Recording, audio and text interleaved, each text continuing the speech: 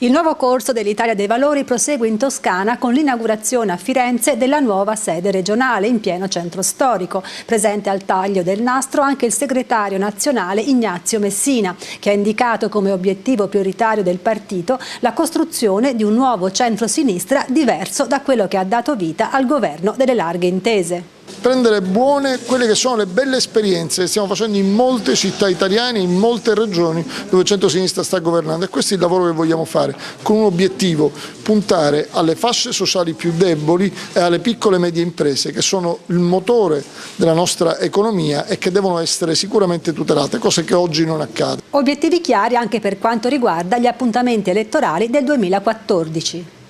Ci presenteremo alle europee col nostro simbolo, alle amministrative col nostro simbolo, a Firenze verificheremo se ci saranno le primarie, parteciperemo come Italia dei Valori, se ci ricandiderà Renzi valuteremo la sua ricandidatura.